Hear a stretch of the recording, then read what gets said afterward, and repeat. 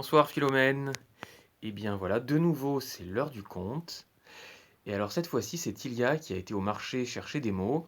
Elle nous les ramène dans son panier. Et donc nous avons une fleur, Une fleur, le diable, le diable, Star Wars.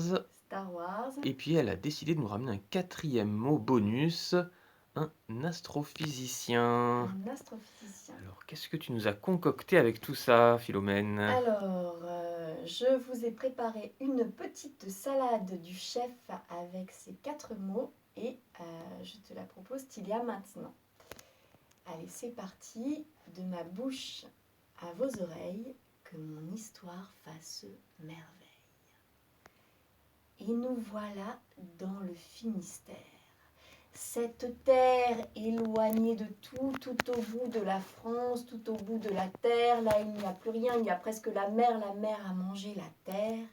Sur justement une dernière petite langue de terre avant de rencontrer la mer, là s'élève un observatoire sur un endroit que l'on appelle la pointe du diable. Dans cet observatoire vit le seul et unique défenseur des sciences encore en ce pays, un nommé Stanislas Zénoman. Les autres chercheurs avaient quitté l'endroit depuis bien longtemps et étaient partis sur des télescopes plus perfectionnés, des recherches plus en vogue, mais lui était resté campé sur ce vieil observatoire et continuait ses recherches.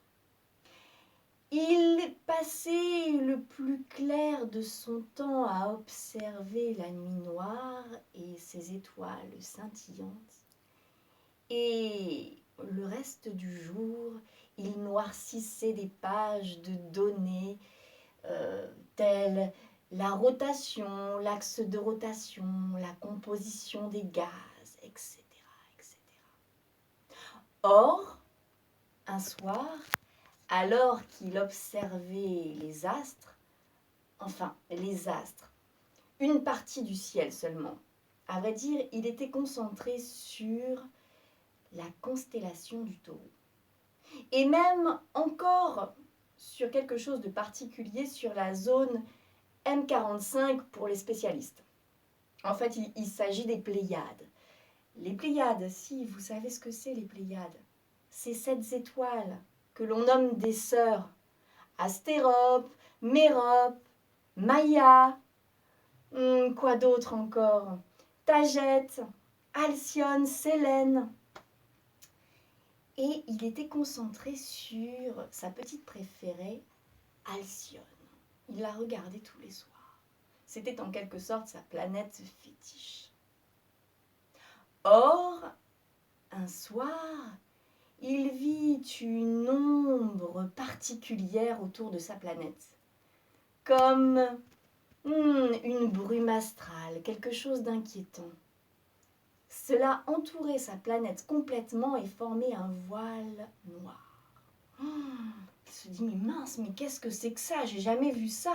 Est-ce un nuage d'antimatière ou quelque chose comme ça? Il était intrigué. Il décida cependant de laisser son télescope de côté pour reprendre ses observations la nuit d'après.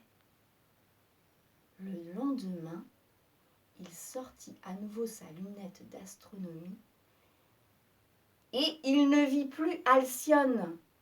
Et sa petite sœur Mérope était en train de subir la même chose.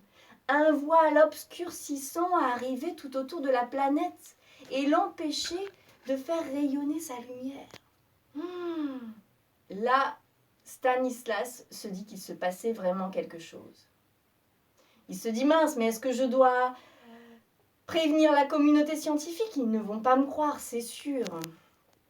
Ou alors, peut-être, il cherchait dans sa tête quelque chose à faire. Il se disait, mais mince, mais j'ai l'impression d'être dans Star Wars. Et à peine revient-il de cette pensée que l'on frappa à la porte.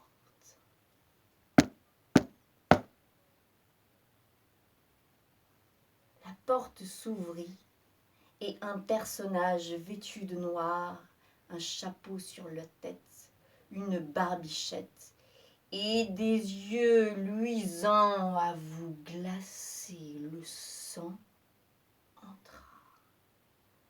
Alors, Zénoumane, bien le bonsoir. On voit des choses intéressantes, paraît-il. Zénoumane était pétrifié. Écoute, Zénoumane, tu vas peut-être compromettre mon projet. Alors, j'aimerais que tu arrêtes un peu tes observations, ou du moins que tu te taises sur ce que tu vois. Je te fais un marché. Tu m'offres ton silence et par-delà ton âme. Et lorsque j'aurai accompli ma mission à bien, je te garde une place de choix parmi les scientifiques en vue.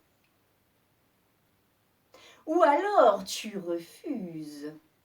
Et là, je devrais peut-être te couper la langue et je te laisserai croupir dans ton observatoire.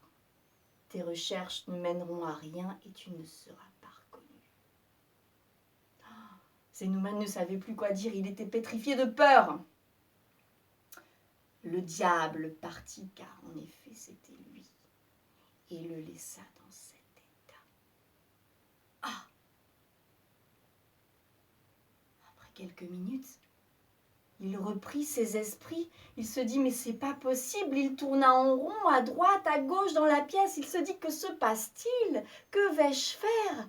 Il essayait de trouver des solutions, il se dit peut-être que je pourrais appeler qui donc? Ah, il s'épuisa à trouver une solution qu'en fait il ne trouva pas et il s'endormit d'épuisement sur sa chaise. Le lendemain matin, il se réveilla et était plein de ses pensées. Il partit tout de même à la boîte aux lettres pour voir ce qu'il y avait. Et là, une étrange missive, un rouleau enroulé d'un ruban argenté était là. Il le prit, petite plume blanche envola. Il se mit sur la table et déroula son rouleau. Et là, il vit une écriture qu'on aurait pu croire faite par les elfes ou par les anges, toute fine, toute argentée, magnifique. Et il put lire ceci. Cher Stanislas, si tu veux arrêter le processus horribilus de Monsieur Démonus, il te faut trouver l'Alcinus capillaceus. Signé Jag. J-A-G. Qu'était-ce donc cela? Le diable? Puis ensuite un ange? Mais dans quel film je tourne, se dit-il? L'alcinus, qu'est-ce que c'est que ça, l'alcinus? L'alcine, mais oui, c'est une fleur de la famille des... Ah oui, de la famille des Caryophyllacées, c'est bien ça, oui, c'est ça. De la famille des Caryophyllacées. Il faut dire que Stanislas était un peu savant, un peu botaniste, et puis donc il connaissait beaucoup de choses. Et il passa le reste de sa journée à aller voir dans les encyclopédies, dans les dictionnaires, sur Internet, ce qui concernait cet alcinus. Et il trouva cette fleur endémique des Pyrénées. C'était une petite fleur rare, menacée, que l'on trouvait encore dans les Pyrénées ariégeoises. Et on la voyait encore sur le massif de la Dent d'Orlu. À peine eut-il fini ses recherches qu'à la porte, on frappa de nouveau. Les volets grincèrent, la porte claqua, et dans un nuage de poussière, le diable entra. Alors, Zénoumane, tu as réfléchi? Que vas-tu donc faire?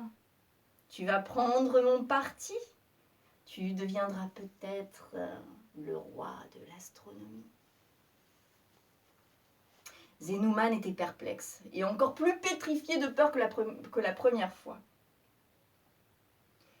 Puis il reprit ses forces et se dit « Quant à te laisser mon âme, monsieur le diable, je ne vais pas te la laisser comme ça, il faut quand même que je réfléchisse un peu, laisse-moi au moins une semaine de réflexion.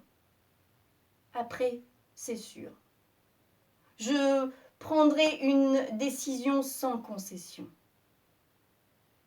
Le diable fut agacé, embarrassé et embêté. Cela ne lui convenait pas, il n'aimait pas les marchés. Une semaine, c'est bien trop, il va parler. Bon, voyons. Je te laisse 3 jours. Nous sommes jeudi soir, je repasserai dimanche soir. Cependant, je prendrai ton téléphone, ton ordinateur, ta voiture, elle n'a pas de moteur. Et peut-être que cela t'évitera de parler un peu trop. Puis, le diable partit et une odeur pestilentielle flottait encore dans l'observatoire. Ni une, ni deux. Stanislas n'avait plus le temps de réfléchir. Il prit son sac, 1 ou 2 affaires, un sac de couchage, puis il partit.